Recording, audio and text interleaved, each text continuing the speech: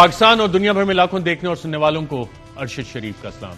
नाज़रीन, आज आपको प्रोग्राम में दस्तावेजात की मौजूदगी में और दस्तावेजात से ये साबित करके बताएंगे कि किस तरह से वजीर आजम इमरान खान साहब के नॉन मुंतखब मुशीरान, स्पेशल असिस्टेंट्स और एडवाइजर्स ने तेल बेचने वाली कंपनियों के कहने के ऊपर जो प्राइसिंग मैकेनिज्म है कि हर 15 दिन बाद पाकिस्तानी कौम पे के ऊपर एक पेट्रोल का बम गिराना है, वो फैसला किया।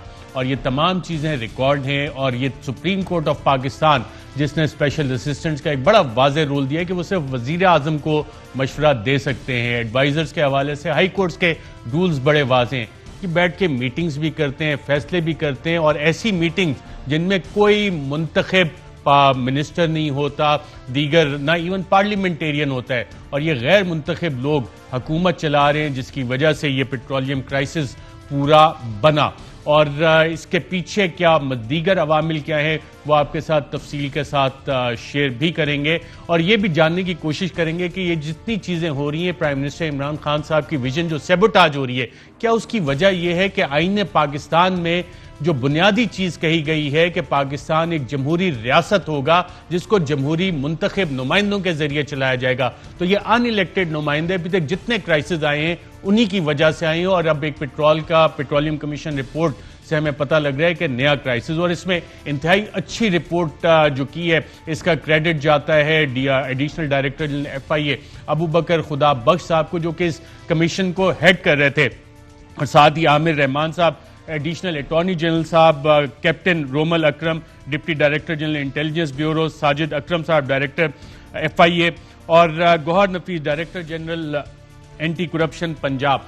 जिस टेक्निकल मामले के ऊपर इतनी अच्छी रिपोर्ट इन्होंने लिखी और टेक्निकल एक्सपर्ट से भी इसमें राय ली, अगर इसके ऊपर कार्रवाई जो कि रिकमेंडेशंस है और पीनल कार्रवाई होती है तो बहुत से लोग जेल में जाएंगे। और सवाल यह भी बनता है कि क्या नैब भी इस पे कोई एक्शन करने का इरादा रखती है कि नहीं। इसमें आपके जाके प्रोग्राम में आपको तफसीलात के साथ बताएंगे कि यह मामला हुआ कैसे, और आपकी जेबों से ये अरबों रुपए निकाल के किसकी जेबों में गए। इन तेल वाली बेचने वाली कंपनियों की जेबों में अरबों रुपए आपकी जेब से निकल के ट्रांसफर किस तरह से हुए, वो पूरा मैकेनिज्म आपको इन्हीं दस्तावेजात और कमीशन रिपोर्ट की मौजूदगी में इसकी लाइट में दिखाएंगे कि क्या चीजें इसमें सामने आई हैं। ना सिर्फ ये नाज़रीन, कल एक पर्चा आउट हो गया है, और पर्चा वो है जो कि शहबाज शरीफ और हमजा शहबाज को कल जेल में FIA ने देना था। वह ये कि FIA ने अपने सवालात तैयार किए और जेल सुप्रिटेंडेंट को वो सवालात भेज दिए। अब वो सवालात क्या हैं जो शहबाज शरीफ साहब से कल पूछे जाने हैं और हमजा शहबाज साहब से पूछे जाने हैं, वो हम आपके साथ शेयर करेंगे, और कुछ चीज़ों में तो मैं आपको मुमकिन जवाबात भी बैठ के बता दूंगा कि कौन कौन से। अदील साहब भी अब आप सारा सस्पेंस खत्म कर रहे हैं साथ चला के सवालात, जरा इनको हटा देना जरा सवालात को भी। नाज़रीन, आपको जवाबात भी बताएंगे, सवालात भी बताएंगे, और अदील राजा को आपने देखा कि एज यूजुअल एक्स्ट्रा एफिशिएंट हैं, तो वैसे बहुत ही इंटेलिजेंट और एफिशिएंट अपनी एफिशिएंसी यहाँ पे दिखाई है, और सवाल कुछ आउट अभी से कर दिए। आपको बताएंगे पर्चा आउट हो गया शहबाज शरीफ का और हमजा शहबाज का, क्या वो जवाब दे पाएंगे, किन सवालात के क्या स्पेसिफिक चीज़ें, वो भी। और साथ नाज़रीन, जो सेनेट के हवाले से शो ऑफ हैंड्स के जरिए वोटिंग का काबीना ने कहा, उस हवाले से आज अपोजिशन ने बहुत से लीगल सवालात उठा लिए, और इन लीगल सवालात में ये भी कहा जा रहा है कि इस काबीना को ये भी नहीं पता कि सेनेट में वोटिंग किस तरह से होती है। तो वो ऑब्जेक्शंस क्या है इस हवाले से, और क्या सुप्रीम कोर्ट जो अपोजिशन कह रही है अपनी सिर्फ एडवाइजरी जुरिसडिक्शन में हुकूमत को कहीं बेल आउट कर सकती है इस मामले में या नहीं, वो भी मामलात आपके सामने रखेंगे। और एक दो और इंतहाई अहम स्कैंडल्स भी हैं, कोशिश करेंगे कि अगर वक्त बचा तो उस पर भी बात करें। लेकिन आज प्रोग्राम का आगाज़ नाज़रीन एक अफसोसनाक खबर के साथ करते हैं, और 16 दिसंबर पाकिस्तान की तारीख का एक स्याह दिन है। पाकिस्तान की तारीख का यह स्याह दिन इसलिए भी है कि सन 1971 में पाकिस्तान के दो टुकड़े हो गए। एक मशरकी पाकिस्तान बांग्लादेश बन गया, और मगरबी पाकिस्तान का हिस्सा जिसमें आज हम आज़ादाना ज़िंदगी गुजार रहे हैं, पाकिस्तान, सिर्फ इतना सा हिस्सा, आधा पाकिस्तान हमारे पास रह गया। अगर हम इसको ट्रैक बैक करेंगे सारा मामला हुआ कैसे और आज के मामलात के साथ लिंक करें, तो हालात और साजिशें कुछ ज़्यादा नहीं बदली, लेकिन हमारी वही मुफाहमत वाली बातें आज भी हमारे आड़े आती हैं, और लगता यह है कि हम एक दो कदम आगे जाके फिर दो कदम पीछे आके फिर हम कहते हैं कि नहीं अब हमने बहुत प्रोग्रेस कर लिया। 1971 का वाकया नाज़रीन, अगर 1967 की Agartala conspiracy report, Agartala conspiracy अनर्थ की थी पाकिस्तान नेवी के इंटेलिजेंस ऑफिशियल्स ने, आईएसआई के ऑफिशियल्स ने, और उस पर उस वक्त एक्शन ले लिया गया होता और उस वक्त सदर अयूब इस पे सियासी मुफाहमत का रास्ता इख्तियार ना करते, उस वक्त का ग्रैंड नेशनल डायलॉग जो कि आजकल भी बेचा जा रहा है, उस ग्रैंड नेशनल डायलॉग में आके अगरतला कॉन्स्पिरेसी के किरदारों को ना छोड़ते, तो फिर 4 साल बाद 1971 का वाकया ना होता। और उस अगरतला कॉन्स्पिरेसी केस में जो करेक्टर्स पकड़े गए थे, उन्हीं के सारे लिंकेजेस मुक्ति बाहिनी के साथ निकले। जी हां, वही मुक्ति बाहिनी जो कि एक गुरीला फोर्स भारत ने बाकायदा तौर पर रेज की थी, भारतीय फौज ने उसको रेज किया था। और अब भारतीय इंटेलिजेंस के और भारतीय आर्मी के जर्नलों ने जो भी किताबें लिखी हैं उसमें वो बाकायदा इस चीज का इकरार करते हैं। भारतीय वजीर आजम नरेंद्र मोदी इस चीज का इकरार करते हैं कि हां, हमारी फौज, भारतीय फौज मुक्ति बाहिनी के रूप में जाके वहां पे लड़ी।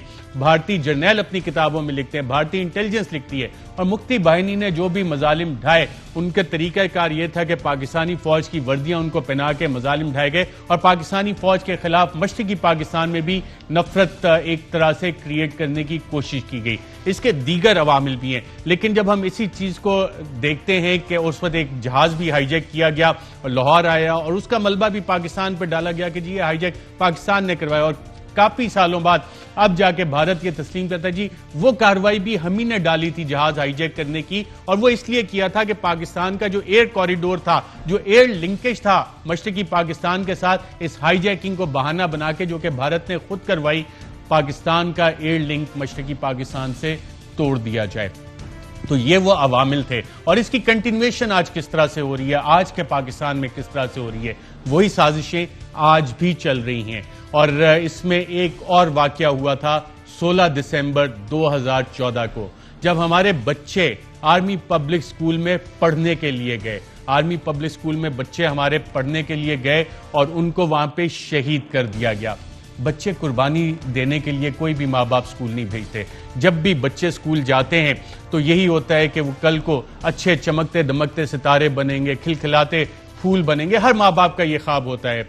और जब ये सानिया हुआ तो पूरी कौम ने ये दर्द महसूस किया, आर्मी पब्लिक स्कूल के शोहदा का, उनकी प्रिंसिपल का, उनके स्टाफ का, इन फूल जैसे बच्चों का जो कि पढ़ने के लिए स्कूल गए थे और कभी भी वापस नहीं आए। इसके लिंकेजेस भी रॉ के साथ मिलते हैं। वो किस तरह मिलते हैं नाजरीन? वो इस तरह, बल्कि इससे पहले कि मैं उन रॉ के लिंकेजेस की तरफ, आज ना सिर्फ उन शोहदा को एक ट्रिब्यूट हम पेश करते हैं, खराज तहसीन पेश करते हैं और पूरी कौम आज भी उनके दुख में शामिल है। ये चीज़ हम कभी भी नहीं भूलेंगे। इससे हमने सबक भी बहुत सीखे। इस हवाले से आर्मी पब्लिक स्कूल की जो कमीशन की रिपोर्ट है उसमें भी बहुत सारी चीज़ें सामने आई, बहुत सी रिकमेंडेशंस भी सामने आई। कुछ पे हमने अमल किया, कुछ पे अभी भी अमल होना बाकी है, बहुत कुछ अभी भी करना बाकी है। लेकिन जो वाकया हुआ था, आइए इन बहादुरों को, इन माँ बाप को, इन बच्चों को, इन शोहदा को खिराज तहसीन पेश करते हैं।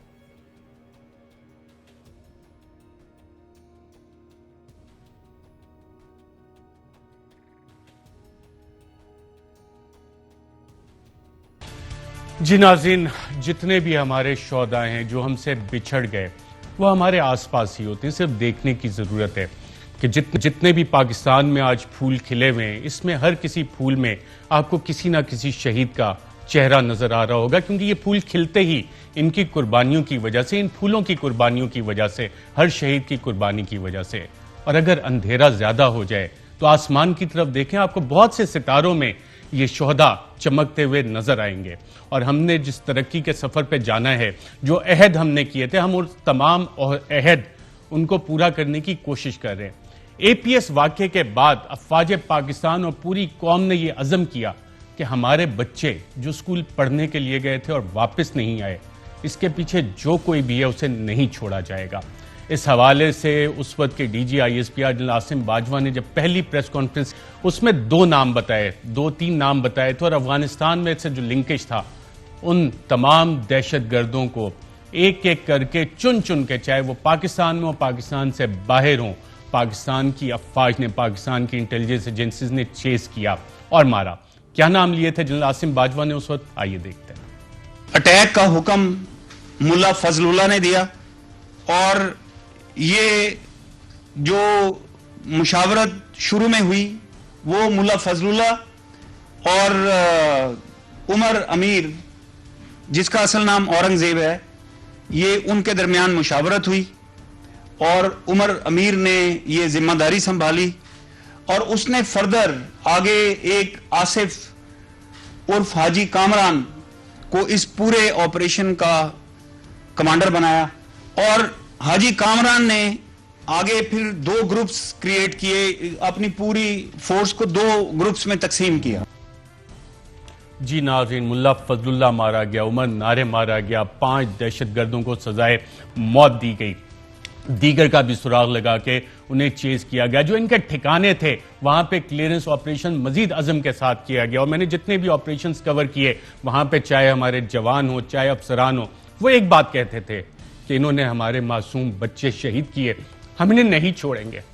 जनाब मुमताज ने एपीएस के वाक़े से, जो ट्रेनिंग ग्राउंड था जहां इन्होंने ट्रेनिंग ली, उस जगह को ऑपरेशन लीड कर रहे थे और वो जगह पॉइंट आउट की। आइए देखते हैं नाज़रीन।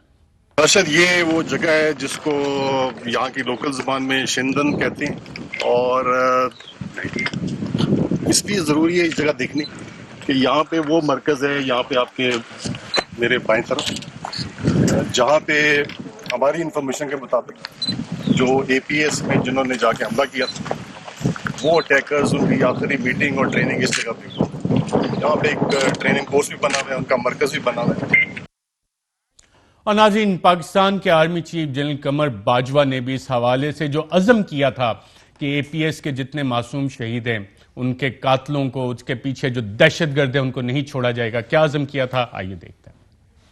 मेरा ये अज़म है और पाकिस्तान फौज का भी अज़म है कि हम उस वक्त तक, जब तक हम हर बच्चे के खून का हिसाब नहीं ले लेते, जब तक हम पाकिस्तान से दहशतगर्दी का कलाकुमा नहीं कर लेते, पाकिस्तान को दोबारा से अमन का गहवारा नहीं बना लेते, हम आराम से नहीं बैठेंगे। हम पे इन बच्चों का खून कर्ज है। तमाम लोग, जो 22,000 लोग शहीद हुए हैं, उनका खून कर्ज है। इन बच्चों को हम बुला नहीं सकते। ये फूल जैसे बच्चे, जब भी मैं अपने दफ्तर में बैठता हूँ, जैसे जनरल राहिल शाह साहब ने भी अपने दफ्तर में इनकी फोटोएं रखी हुई थी, मेरे पास भी वो फोटोएं मौजूद हैं। मैं भी उनको गाए बगाए देखता रहता हूँ ताकि मेरा जज्बा और मेरी कुव्वत और मेरा जज्बा टकमगाए ना। जी नाज़रीन, इस धरती पे बहुत से शोधा का खून कर्ज है और ये कर्ज हम चुका भी रहे हैं, और जो दुश्मन है उसके दांत खट्टे भी कर रहे हैं। हाल ही में पाकिस्तान ने एक डोजियर जारी किया और उस डोजियर की तफसीलात देते हुए अफवाज पाकिस्तान के तर्जुमान मेजर जनरल बाबर इफ्तिखार ने बताया कि एपीएस के वाक़े के पीछे भी रॉ का जो लिंकेज था, उसमें एक और शख्स, उसको बाकायदा तौर पर ट्रैक डाउन कैसे किया गया, वो कौन शख्स था, आइए देखते हैं।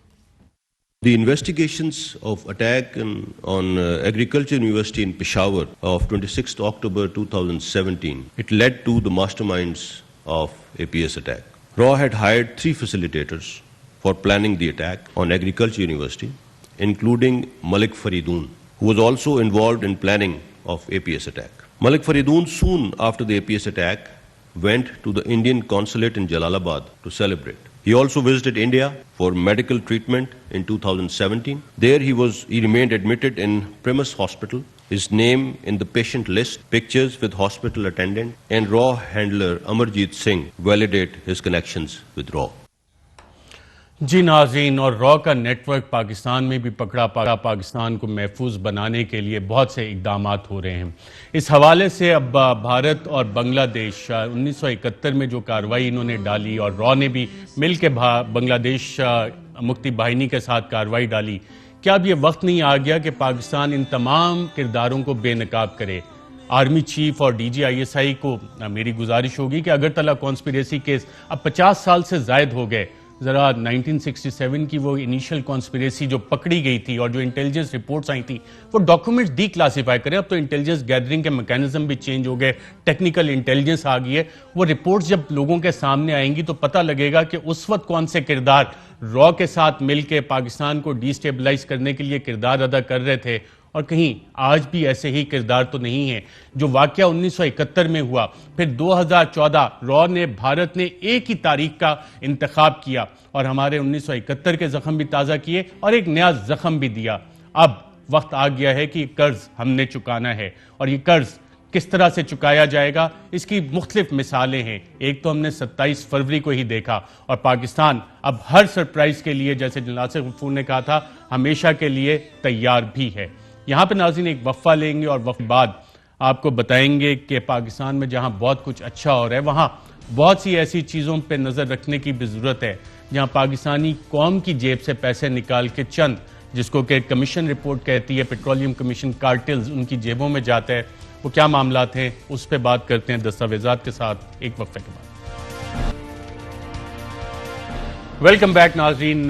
पाकिस्तान में जो लोग पाकिस्तानी सिस्टम में पर्चे देते हैं या इवन बाहर के भी पर्चे, तो पाकिस्तान में जो रिसोर्सफुल स्टूडेंट्स होते हैं जिनके कुछ कॉन्टेस्ट वगैरह होते हैं वो अक्सर इम्तिहान से पहले पर्चा निकलवाने में बाज़ दफ़ा कामयाब हो जाते हैं।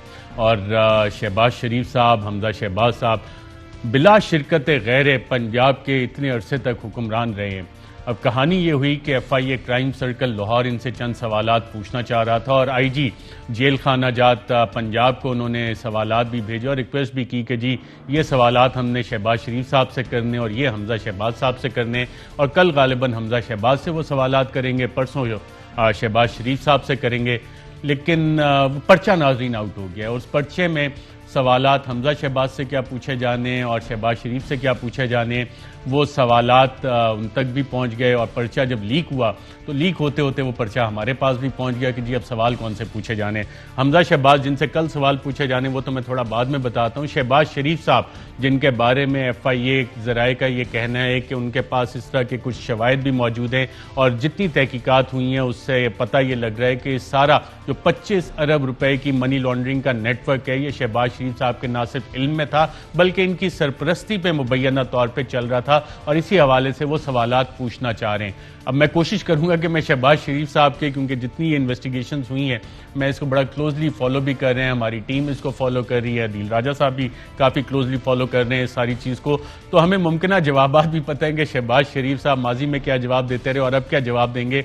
तो जो जवाबात मैं मफरूज़े की बुनियाद पर दे रहा हूँ वो आपसे मैं शेयर इसलिए कर रहा हूँ कि कल को जब जवाबात अगर सामने आए तो रिकॉर्ड पर हम ये भी चेक कर सकेंगे हमारा इस हवाले से, जिसको तुक्का कहते हैं, वो तुक्का एनालिसिस कितना सही था या नहीं था। जो पहला सवाल नाज़रीन शहबाज शरीफ साहब से पूछा जाएगा परसों वो है कि FIA के पास मोतबर मालूमात है कि अल अरेबिया और रमज़ान शुगर मिल्स के कम आमदनी वाले मुलाजमीन के अकाउंट में 25 अरब रुपए से ज़ायद की रकम आपके साहबजादे सुलेमान शहबाज की बराह रास्त हिदायत पर जमा करवाए गए। मिसाल के तौर पर नून लीग की टिकट के लिए दिया गया औरंगजेब बट का चेक जो कि उसने बराह रास्त आपको दिया वो भी रमजान शुगर मिल के मरहूम चपड़ासी गुलजार अहमद खान के अकाउंट में जमा हुआ। क्या आपको इन ट्रांजैक्शंस के बारे में इल्म है? तो अब इसका मुमकिन जवाब नाज़रीन क्या दे सकते हैं शहबाज शरीफ साहब? इसका मुमकिन जवाब पहले सवाल का शहबाज शरीफ साहब यकीनन ये देंगे कि क्या आपके इल्म है? कहेंगे जी मेरे तो इल्म ही नहीं है ये चीज़। तो हम देखेंगे कि अब शहबाज शरीफ साहब परसों इसका क्या जवाब देते हैं। जो दूसरा सवाल शहबाज शरीफ साहब से FIA ने भेजा है कि पूछना चाहते हैं शहबाज शरीफ से, वो है कि FIA के पास मोतबर मालूमात हैं कि सुलेमान शहबाज ने 87 और 96H मॉडल टाउन जो कि चीफ मिनिस्टर कैंप ऑफिस भी था पर आपके नाम पर रकूम वसूल की और फिर आपकी सब्ज लैंड क्रूजर जो कि आपके नाम है उस पर यह रकम 55 के मॉडल टाउन मुंतकिल की गई। आपकी गाड़ी और दफ्तर के इस इस्तेमाल के बारे में आपका क्या जवाब है? तो इसका मुमकिना जवाब नाज़रीन शहबाज शरीफ साहब क्या देंगे? मेरा ख्याल है कि इसका मुमकिना जवाब जो है वो यही कहेंगे, जी मेरे इल्म में तो ये चीज़ ही नहीं है, और बच्चे बड़े हैं, वो पता नहीं अगर गाड़ी इस्तेमाल कर रहे थे तो अपने बिजनेस के लिए कर रहे होंगे, मुझे इस चीज़ का क्या पता। तो देखते हैं कि शहबाज शरीफ साहब इसका क्या जवाब देते हैं। तीसरा सवाल जो FIA ने शहबाज शरीफ साहब से नाज़रीन पूछा है वो है कि FIA के पास मोतबर मालूमात हैं कि गैर कानूनी ज़राए से आपके नाम पर मौसूल शुदा रकम हवाला हुंडी के जरिए पाकिस्तान से बाहर भेजी गई और फिर आपके खानदान के अफराद ने इस्तेमाल की। इस मनी लॉन्ड्रिंग पर आपका क्या जवाब है? तो नाज़रीन मुमकिना जवाब शहबाज शरीफ साहब का क्या होगा? सुट पंजा, मुझे तो पता ही नहीं है, मैनू तो पता ही नहीं है कि यह काम भी हो रहा सी, कि मेरे तो इल्म में नहीं है कि यह काम भी हो रहा था। अब देखते हैं कि शहबाज शरीफ साहब क्या जवाब देते हैं। मैं तो वैसे ही तुक्के लगा रहा हूं कि शायद ये जवाब हो। चौथा सवाल जो FIA ने पूछा है शहबाज शरीफ साहब, जो पूछेगी परसों शहबाज शरीफ साहब से, वो सवाल ये है कि अपने तमाम गैर मुल्की असासाजात जो कि आपके या आपके बच्चों के अहलिया या किसी ऑफशोर के नाम है उसकी तफसीलात फ्राहम करें।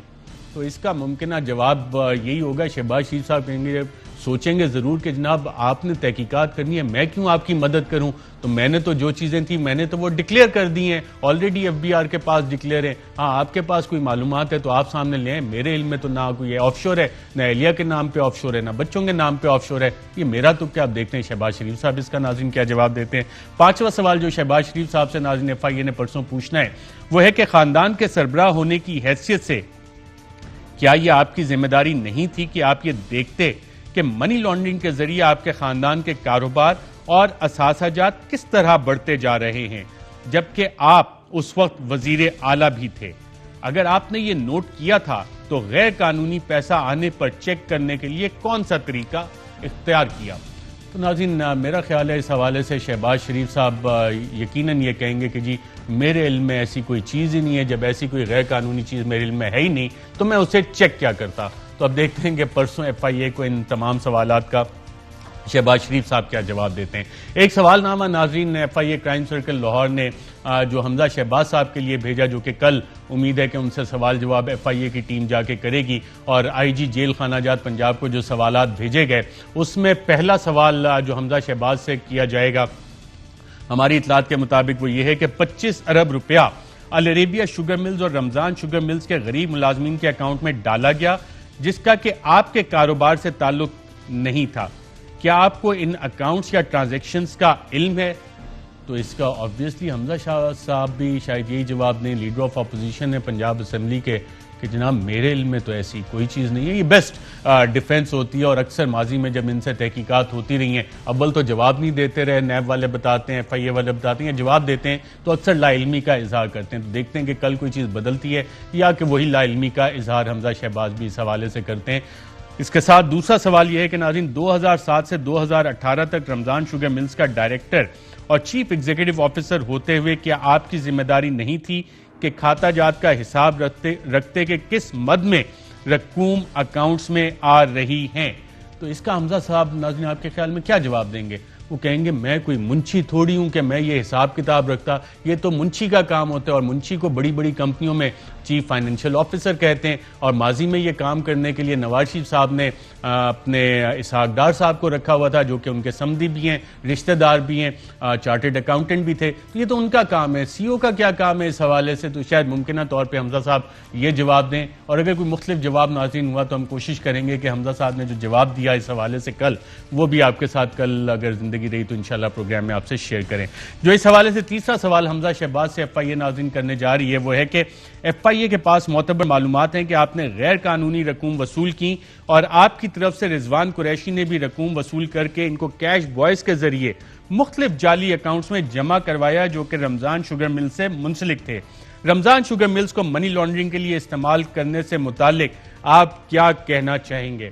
अब हमजा शहबाज साहब इतने भी बल्कि बहुत ही ज्यादा अक्लमंद हैं, वो अपने ऊपर थोड़ी लेंगे कि जनाब ये मनी लॉन्ड्रिंग हो रही थी।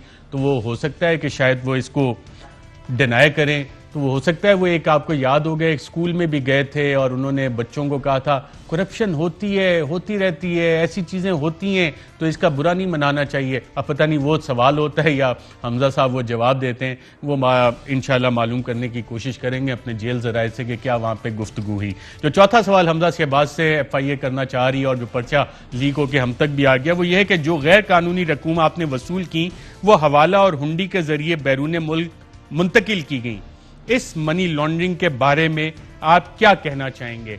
तो हमजा शहबाज साहब अब ये कैसे मान लें कि जी मैं मनी लॉन्ड्रिंग करता रहा हूँ, और अगर उन्होंने ये मान लिया ये तो बड़ा ऑफेंस है, तो मुमकिन तौर पे या तो वो कहेंगे जी मुझे इल्म ही नहीं है या इसको आउटराइटली डिनाई करेंगे। पांचवा सवाल जो है, जो पर्चा लीक हुआ है हमजा शहबाज का, और ये लीक जो पर्चा हुआ उसमें पांचवा सवाल है कि अपने और अपने खानदान के तमाम गैर मुल्की असासाजात की तफसील बिमा ऑफशोर कंपनीज जमा करवाएं। तो हमजा शहबाज भी क्योंकि पार्लियामेंटेरियन है नाजरीन, तो वो भी यही कहेंगे कि मेरे तो तमाम एसेट जो हैं वो डिक्लेयर्ड है, और अपने आप को सेल्फ इम्प्लीकेट तो करना चाहेंगे नहीं, और FIA का काम यकीनन आसान नहीं करेंगे। लेकिन मेरा ख्याल है कि FIA अगर ये सवाल हमजा शहबाज और शहबाज शरीफ दोनों साहिबान से कर रही है तो यकीनन FIA के अफसरान जो कि काफ़ी इंटेलिजेंटली उन्होंने TT स्कैंडल इन्वेस्टिगेट किया और अब ये 25 अरब रुपए का मामला तहकीकात कर रहे हैं, उनके पास यकीनन ऐसी कोई इन्फॉर्मेशन होगी जिसकी बुनियाद पे उन्होंने ये सवालात हमजा शहबाज और शहबाज शरीफ साहब के लिए मुरतब किए। अब चूंकि पर्चा नाज़रीन आउट हो गया और कार्रवाई सारी जेल में होनी है, तो जेल में भी हमारे अच्छे अच्छे ज़राए हैं और हम कोशिश करेंगे कि उन ज़राए से मालूम करें कि क्या बातचीत हुई, क्या सवाल हुए, क्या जवाब हुए, और जैसी कोई अपडेट आती है नाज़रीन इस हवाले से आपको इंशाल्लाह यकीनन अगले प्रोग्राम में आगाह करने की कोशिश करेंगे। अब आते हैं नाज़रीन, ये एक डॉक्यूमेंट्स का पलंदा मेरे सामने पड़ा है। ये वो काविश है कि जो अबू बकर खुदादाद साहब additional director general FIA, Khudabakhsh साहब उन एडिशनल डायरेक्टर जनरल FIA, उनकी सरबराही में ये कमीशन रिपोर्ट सामने आई। इस हवाले से हमने भी मार्च से स्टोरी को नाज़रीन हम फॉलो कर रहे हैं और बहुत से सवालात हम उठा रहे थे जिनके कि नदीम बाबर साहब ने एक ही दफ़ा आके हमारे प्रोग्राम में जवाबात दिए। आज पूरा दिन हमारी टीम उनसे रब्ता करने की कोशिश करती रही, उन्हें प्रोग्राम में इन्वाइट करते रहे कि साहब आएँ और कुछ सवालात मजीद हैं अब इस रिपोर्ट आने के बाद, आप ही से हम सवाल करना चाह रहे हैं, तशरीफ़ लें। तो लेकिन उनके जो कोऑर्डिनेटर थे उन्होंने कहा कि जी नदीम बाबर साहब आज अवेलेबल नहीं है। हमने कल रात फेडरल मिनिस्टर फैसल वाडा साहब की मौजूदगी में भी नदीम बाबर साहब से रिक्वेस्ट की थी कि हमारे प्रोग्राम में आए, लेकिन नहीं आए। अब नाज़रीन, सुप्रीम कोर्ट ऑफ पाकिस्तान की बड़े वाज़ेह जजमेंट है कि जो स्पेशल असिस्टेंट्स हैं और एडवाइज़र, स्पेशल असिस्टेंट्स का रोल सिर्फ वज़ीर आज़म को मशवरा देने का, ये ना दूसरी मीटिंग में बैठ सकते हैं, ना दूसरी मीटिंग्स को चेयर कर सकते हैं, ना वहाँ पर मुदाखलत कर सकते हैं।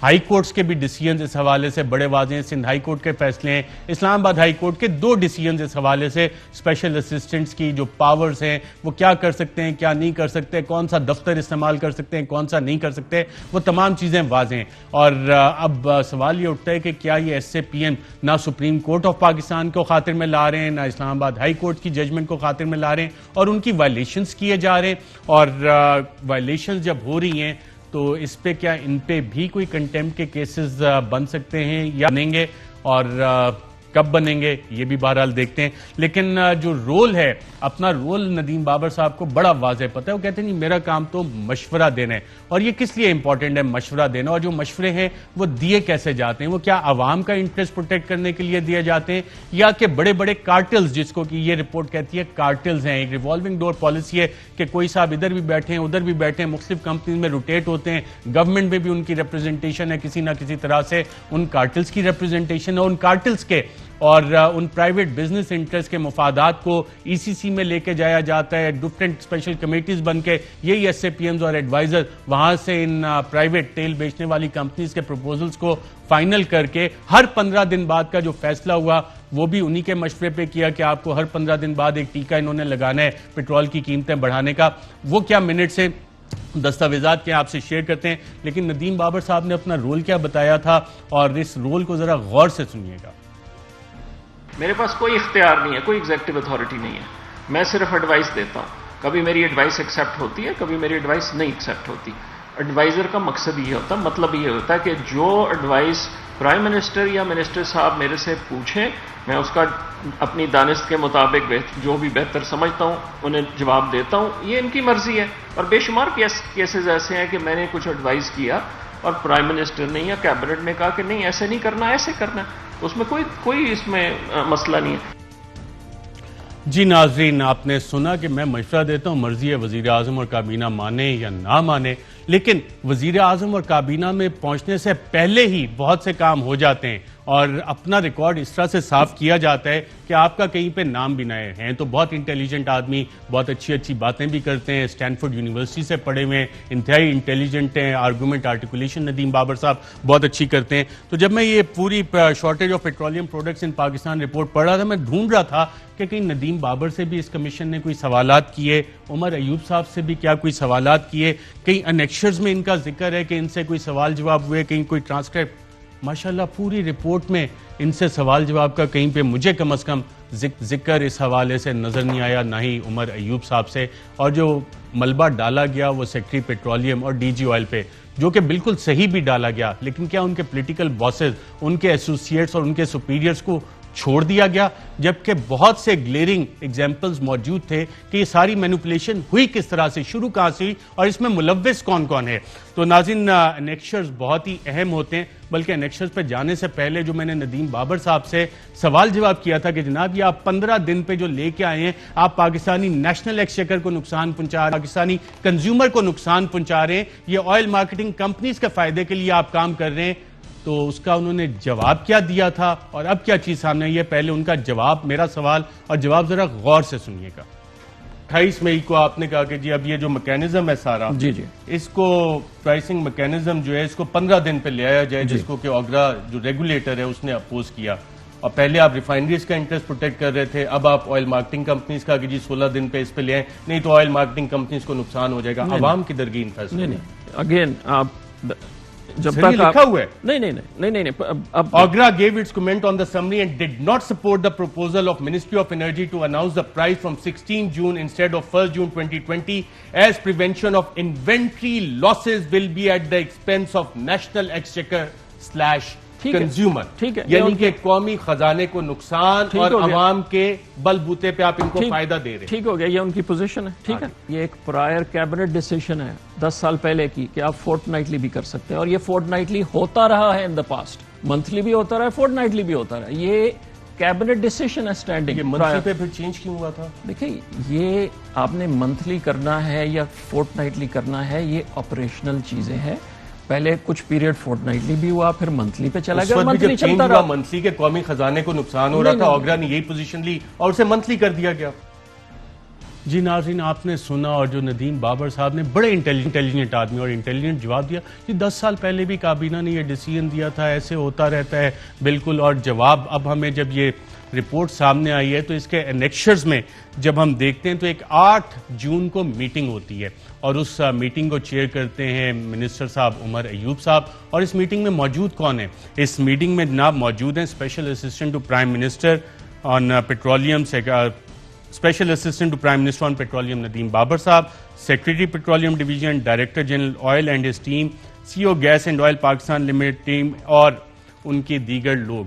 अब सवाल ये बनता है कि कोर्ट्स के तो बड़े वाज़ेह फैसले हैं कि ये एसएपीएन से वजीर आज़म को मशवरा दे सकते हैं, तो फिर ये इस कमेटी मीटिंग में बैठ के इन मिनट्स के मुताबिक क्या कर रहे थे, जो कि ministry of energy petroleum division, director general oil में ये मीटिंग हुई, इनका काम क्या था? अच्छा चलें, छोड़ें, वो भी हो गया। 8 जून की इस मीटिंग में एक प्रपोजल सामने आता है रिफाइनरीज की तरफ से और ऑयल मार्केटिंग कंपनीज की तरफ से। जी हाँ, तेल बेचने वाली कंपनियां जो हैं वो कहती हैं कि जनाब OMCs have also expressed similar financial challenge and therefore requested to the chair that existing pricing mechanism needs to be changed to a fortnightly Platts based formula। कि जनाब इससे जो फोर्टनाइटली हर 2 हफ्ते बाद का जो प्लैट्स बेस्ड फार्मूला है उसके ऊपर कर दें, हमें बहुत नुकसानात हो रहे हैं।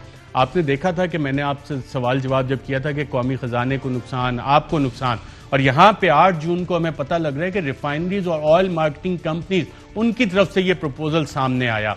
अब उनकी तरफ से जब प्रपोजल सामने आ गया तो इस पे यकीनन कार्रवाई तो डालनी है, और कार्रवाई डालने के लिए नाज़रीन मजीद 10 तारीख को ECC इकोनॉमिक कोऑर्डिनेशन कमेटी उसकी एक मीटिंग होती है जिसको कि हफीज शेख साहब चेयर करते हैं। हफीज शेख साहब भी एक एडवाइजर हैं। एडवाइजर का रोल बड़ा वाज़ेह था इस्लामाबाद हाई कोर्ट की जजमेंट में। अब उन्हें एक 6 माह के लिए मिनिस्टर बना दिया गया है और वो एक और कमेटी बना देते हैं हफीज शेख साहब। हफीज शेख साहब भी नॉन इलेक्टेड। उसके बाद जो आगे कमेटी बनती है उसमें भी तमाम नॉन इलेक्टेड या एडवाइजर और SAPM। और उसमें कौन कौन? उसमें जनाब डॉक्टर इशरत हुसैन साहब जो कि वर्ल्ड बैंक से आज भी गालिबन तनख्वाह लेते हैं और एजेंडा शायद उन्हीं का लेते होंगे, क्योंकि जिससे आप तनख्वाह लेते हैं आप बाउंड तो होते हैं उनकी टर्म्स एंड कंडीशंस के। हुकूमत पाकिस्तान से वो कहते हैं जी मैं तनख्वाह ही नहीं लेता। और कौन उसमें शामिल था? उसमें मजीद शामिल थे नाज़रीन जनाब adviser to PM on commerce mister Abdul Razak Dawood sahab, एक और अनइलेक्टेड नुमाइंदे जो मुशर्रफ दौर से कंसिस्टेंट हर दौर में चले आ रहे हैं। और फिर नदीम बाबर साहब भी इसमें मौजूद हैं, secretary senior joint secretary finance भी इसमें मौजूद है और ये तमाम लोग मौजूद थे। और इसमें होता क्या है, इसमें नदीम बाबर साहब बैठ के एक प्रेजेंटेशन देते हैं कि fortnightly system, flat based system पे ये सारे मामलात को, प्राइसिंग फार्मूले को लाना किस वजह से जरूरी है। अब 8 जून की मीटिंग होती है जिसमें ऑयल मार्क तेल बेचने वाली कंपनियां कहती हैं हमें ये वाला सिस्टम चाहिए। 10 तारीख को हफीज शेख साहब वो सिस्टम के लिए ये कमेटी बना देते हैं जिसमें फिर ये सारे नॉन इलेक्टेड एडवाइजर्स आते हैं और फिर इसी मीटिंग में ये सारी चीजें कहते हैं। तो इशरत हुसैन साहब, रज़ाक दाऊद साहब, नदीम बाबर साहब प्रेजेंटेशन देते हैं, आर्गूमेंट देते हैं कि ये वाला सिस्टम हमें लाना है। बाकी सारे नॉन इलेक्टेड नुमाइंदे कहते हैं कि हाँ जी बिल्कुल। वहां पे एक फाइनेंस डिवीजन जो है वो कहते हैं कि फ्लैट सिस्टम है तो बहुत अच्छा, लेकिन हमें मंथली बेसिस पे होना चाहिए, इसको फोर्टनाइटली बेसिस पे नहीं होना चाहिए, since they believe that a fortnightly system could create artificial shortages twice a month, यानी कि महीने में 2 दफा मौका मिलेगा आर्टिफिशियल शॉर्टेजेस क्रिएट करने का और मुनाफा कमाने का। किसको? उन ऑयल मार्केटिंग कंपनीज को जिन्होंने 8 जून को यह प्रपोजल दिया। 10 जून को ECC कहती है कि इस पर कमेटी बनाए और फिर ECC में नदीम बाबर साहब इसको फुल्ली आर्गू करते हैं। अब्दुल रज़ाक दाऊद साहब, इशरत हुसैन साहब कहते हैं कि बहुत अच्छा प्रपोजल है, फाइनेंस डिवीजन अपोज करती है, लेकिन बिल आखिर फिर ये काबीना से अप्रूव करवा लिया जाता है। और इसकी जिम्मेदारी किस पे? वजीर आजम इमरान खान पे और उनके इलेक्टेड नुमाइंदों पे। इसमें अगर एक भी इलेक्टेड मिनिस्टर होता जो कि कॉन्स्टिट्यूशन ये हक देता है no taxation without representation, basic concept है, लेकिन ये अनइलेक्टेड नुमाइंदे बैठ के यहां पे क्राइसिस क्रिएट करते हैं, ऑयल मार्केटिंग कंपनीज को फायदा देते हैं। और जो कमीशन की रिपोर्ट भी आई उसने भी यही कहा कि 30 दिन पे वापस चले जाएं। हम चाहेंगे कि बाबर साहब हमारे प्रोग्राम में आएं और इस सवाल का आके हमें जवाब दें। एक वक्फा लेते हैं नाज़रीन, वक्फे के बाद दोबारा आपकी खिदमत में हाजिर होते हैं। वेलकम बैक नाज़रीन, इसकी मजीद तफसीलात आपसे आइंदा आने वाले प्रोग्राम में शेयर करेंगे। आज के प्रोग्राम में इतना, इजाजत दीजिएगा, अल्लाह हाफ़िज़।